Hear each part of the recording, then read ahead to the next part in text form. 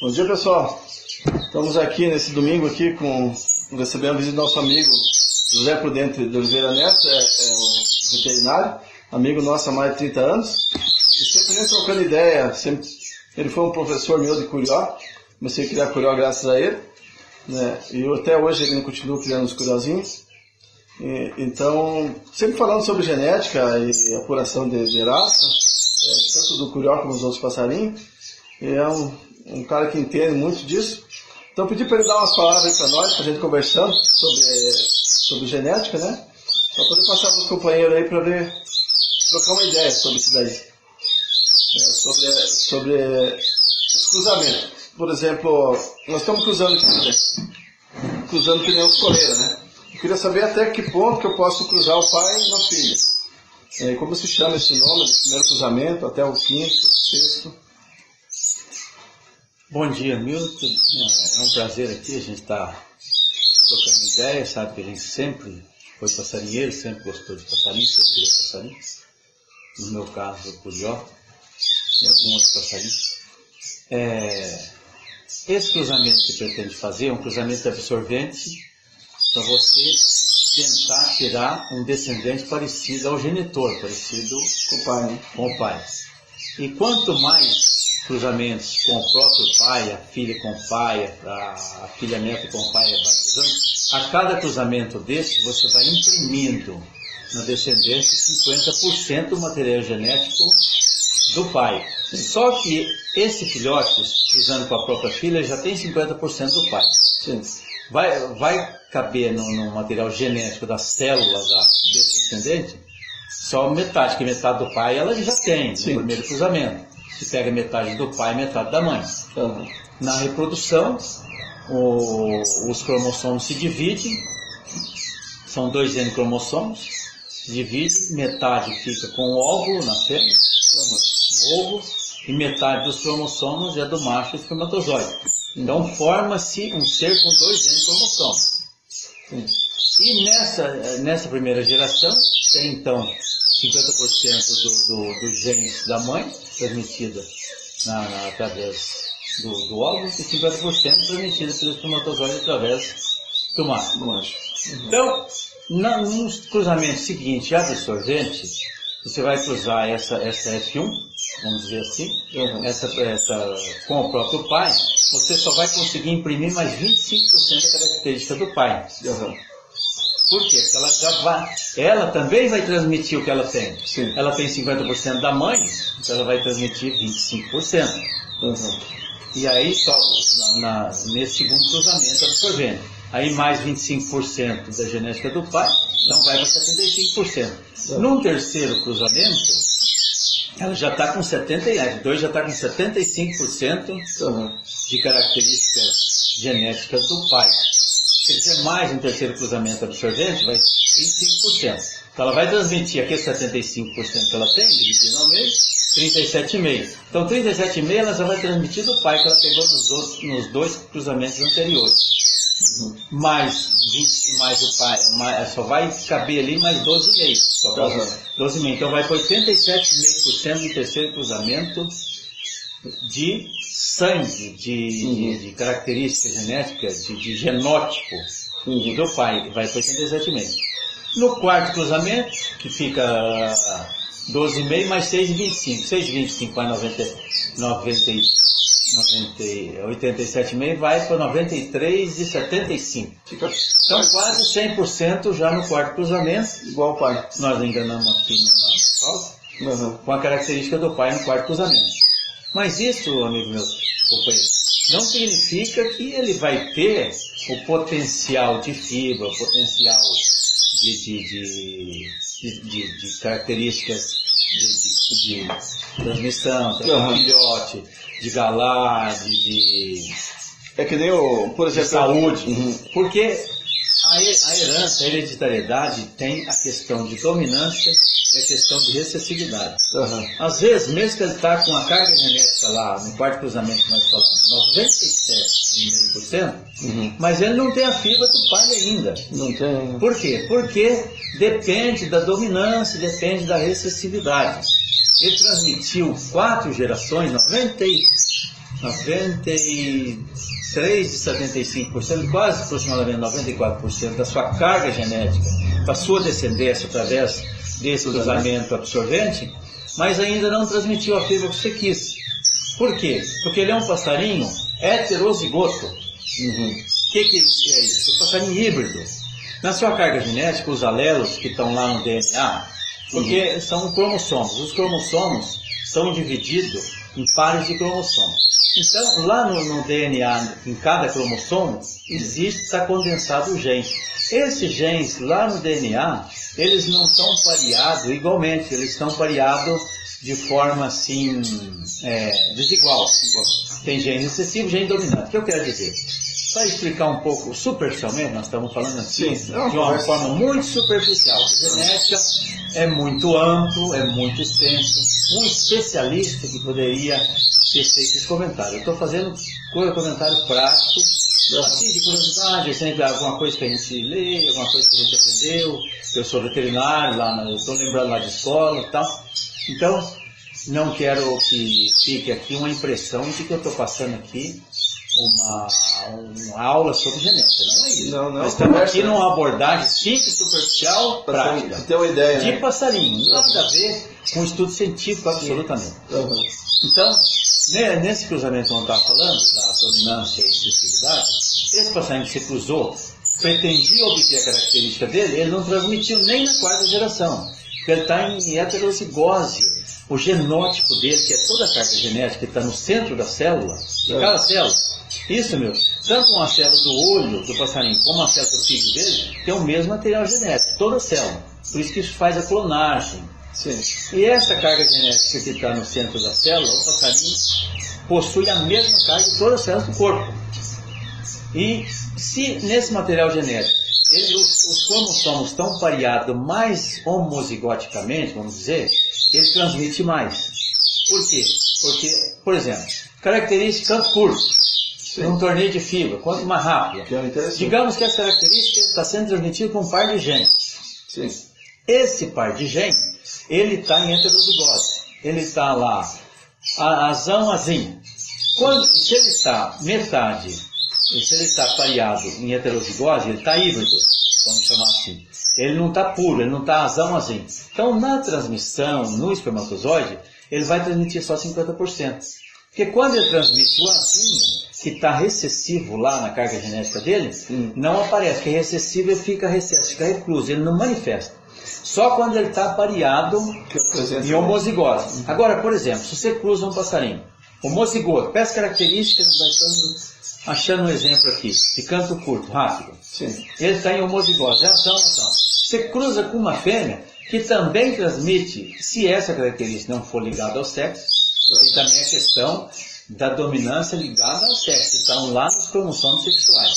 Mas se não for, tiver no autossomo, nos cromossomos que não são sexuais, só que não vamos aprofundar mais, que vai tornar mais complexo. Mas se essa característica que estou falando estiver também na fêmea que você vai cruzar, em homozigose, ela, com a fêmea pura, tem essa característica 100%, todos esses passarinhos da primeira geração vão ter canto curto. Porque o macho é puro, transmite, porque a carga genética dele é pura nessa característica, e a fêmea também, e é dominante.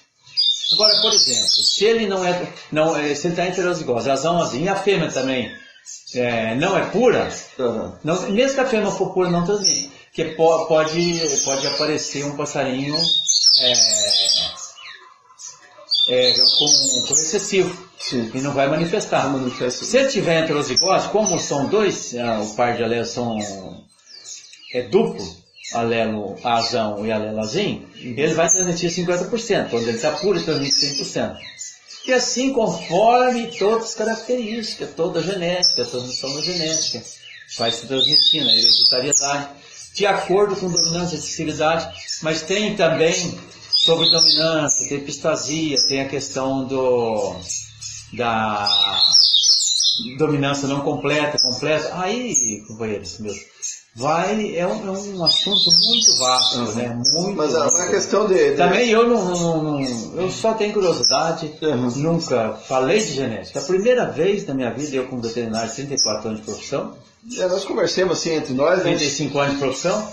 Agora que nós estamos fazendo um comentário superficial, sucinto, simples, de passarinho. Alguma ideia muito simples, muito superficial. Por exemplo, assim, para os colegas saber, por exemplo, cruzar o pai na filha, vai cruzando, que você explicou, pode cruzar até a quinta geração.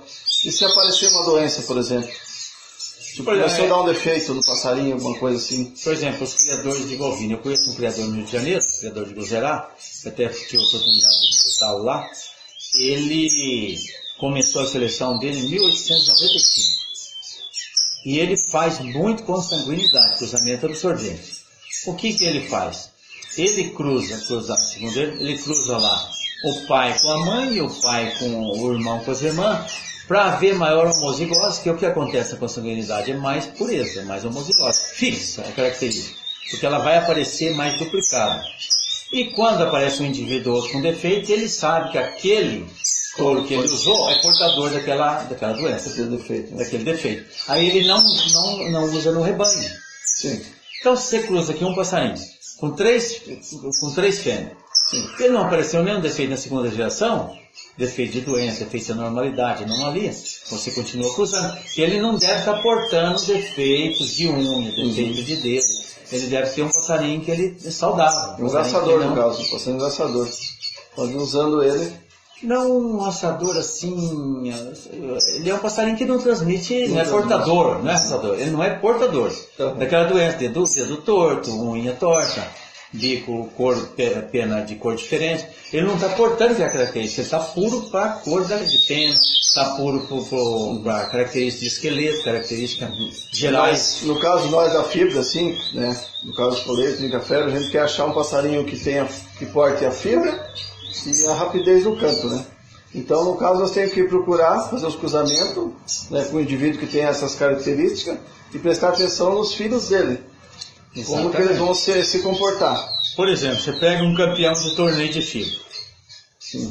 Você cruza ele com... A gente tem que comparar dois, né? Comparar mais, porque a combinação de gente, ela aumenta muito. Você pega, por exemplo, dois campeões de fibra, você cruza ele com a mesma fêmea. Aquele que transmite mais a característica que você pretende, que ele está mais de homozigose, está mais puro, ele está transmitindo mais essa característica. Aí você, na seleção, você vai conseguir indivíduos, você vai conseguir descendentes, mais passarinho, com a mesma característica dele, porque ele está transmitindo mais. Transmitiu mais, no caso. E isso vai indo desde de postura a tratar filhotes, as fêmeas dele vão seguindo isso daí. Todas as características fenotípicas, aí a gente tem que dar alguma ideia assim, o que é fenótipo e genótipo. Genótipo é o material genético contido no centro da célula. Então, a sua célula do olho, a sua célula do fígado, ela tem no centro da célula, tem a carga genética toda ali. Todos os genes estão concentrados no centro da célula. E é o genótipo. E as características externas, físicas, é o fenótipo. Características fenotípicas. E o passarinho tem essas características de acordo com esse código genético, que são as proteínas que vão ser codificadas, está tudo codificado lá. A cor da pena está lá codificado, a fibra, o canto, está tudo que ele possui de característica física, de canto, de pena, de plumagem, de saúde, está tudo no material genético dele. E tudo é transmitido via reprodutiva, a hereditariedade. Então, que nem assim no caso, por exemplo, eu estou cruzando os dois passarinhos, né? O urachinha e o ignorante. Estou fazendo F1, F2, estamos na F2 já, para F3, né? Tá, quando chegar lá na quinta geração, daí, como é que se chama se eu for ponhar uma raça com a outra? É melhor isso? Se ponhar um filho, no futuro, né? Uma filha do urachinha com um filho do ignorante lá na quinta geração. Tem chance de dar melhor o passarinho? A consanguinidade, o que acontece? Consanguinidade tem ganho e tem perda. É uma faca de dois gumes. Você diminui também a resistência. você diminui a saúde. Com esse cruzamento absorvente, com a salinidade, você vai diminuindo a cada geração a saúde do passarinho. Tem tendência a probabilidade de diminuir porque são parentes. E começa a haver mais homozigose. E todas as doenças, todas as características de saúde, tudo ficando em homozigose, elas podem manifestar. O passarinho pode ter. Então, se você conseguir chegar lá na 5ª geração, passarinho saudável, tá bom. Aí vai depender de você praticar, desenvolver isso, para ver até que altura você vai chegar a esse objetivo, esse cruzamento absorvente. Que pode ser que lá na 3ª geração comece a aparecer passarinho com o dedo torto, com doença, com problema, você vai ter que parar. Sim. Mas às vezes não é ele também que está portando. Por isso que você tem que cruzar a mesma fêmea com 2 passarinhos para ver se é ele ou se é a fêmea. E quando você cruza com 2 passarinhos e acontece nos 2 cruzamentos, apareceu essa característica, a fêmea também está transmitindo. Por exemplo, os fios do Orachinha e estou cruzando, estou fazendo os fios de ignorante. Então é interessante no final eu juntar filho de um, filho do outro, pode dar um passarinho diferenciado, pode dar um choque de sangue, como é que é? Quando se cruza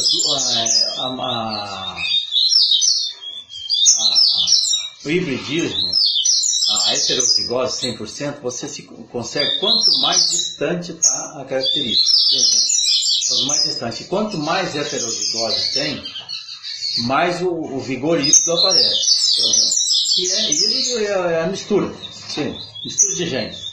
Heterozigose são várias misturas de genes. Então, por exemplo, quando você pega, só para ficar um exemplo de animal, né? Quando você cruza, por exemplo, o jumento com a égua, você tem o asinino, que é o jumento, e o equino, que é a égua. Então são espécies diferentes. Aí dá um choque de sangue, dá uma heterozigose muito alta, 100% de heterozigose. Aí por isso que a mula é tão resistente. A mula por quê? Porque ela está 100% em heterozigose, ela é híbrida, tanto que ela não reproduz. Cada 1000 mulas não reproduz. No passarinho, como é a mesma espécie, tudo coleirinho, como está falando,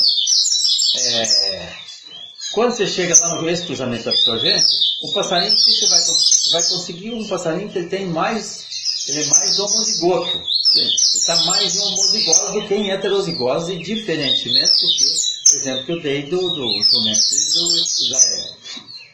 Mas você também tem um passarinho puro, homozigose, apesar de consanguíneo, um problema também de genes que pode estar nele ali de característica letal, não desejável, de doença, alguma característica de anormalidade física, de dedo, de unha, de e tal. Mas você tem bastante característica do seu genitor inicial lá no primeiro cruzamento. Se ele está saudável, se ele está bem, aí você cruza com o outro, você vai também dar um choque de sangue, que a outra linha que você está seguindo, também está no mesmo. Outra linha não é parente dele. Então quando você vai dar um heterozigose, vai dar um refrescamento de sangue, que a gente fala. O pessoal faz bastante isso. Daí no ceboi na pecuária pode dar o passarinho que a gente procura, velocidade, fibra e vigor. Pode dar, porque você tem heterozigose, você vai manifestar o vigor híbrido.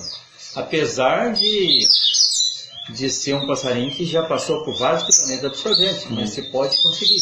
Daí é uma abertura no caso daí para frente já. Uma vez que você tem que observar muito se esse passarinho é saudável, sim, se esse passarinho está bem. Porque se esse passarinho está portando já problema de saúde, você não deve, porque ele está com a carga genética já de problema de patologia, que está tendo lá desse cruzamento anterior. Daí é melhor abrir. É melhor você tentar outro passarinho. Ou você antes tentar 1, 2, 3 cruzamentos e já fazer na frente lá esse cruzamento. Então é isso aí, pessoal. Queria agradecer o Prudente aí pela explicação aí. É uma conversa entre amigos, na verdade, né? Mas aproveitar a oportunidade que ele está aqui visitando a gente, para a gente poder explicar alguma coisa para os companheiros aí. Gravemos esse vídeo aí. E a hora que puder visitar a gente conversa mais uma coisa sobre genética e dá mais algum conselho para você, né? Eu agradeço muito, que genética sempre eu tive interesse, gostei. Trabalhei com inseminação artificial, com sêmen, ao longo da minha vida toda. Desde o tempo de estudante eu já trabalhava no sítio do meu pai com inseminação artificial no gado leiteiro lá. E de lá para cá não parei, 35 anos de profissão e sempre trabalhando com reprodução, com inseminação especial, com gado e com pequenos animais, com os curió, com os cachorros policial. Também seleciono os cachorros policial já há uns 25 anos, policial lobo, e venho tendo muito prazer nisso, muita felicidade nisso, muito gosto por isso. E o Milton aqui, nós estamos juntos aqui já há uns 30 anos, mexendo com os passarinhos, com os cachorros.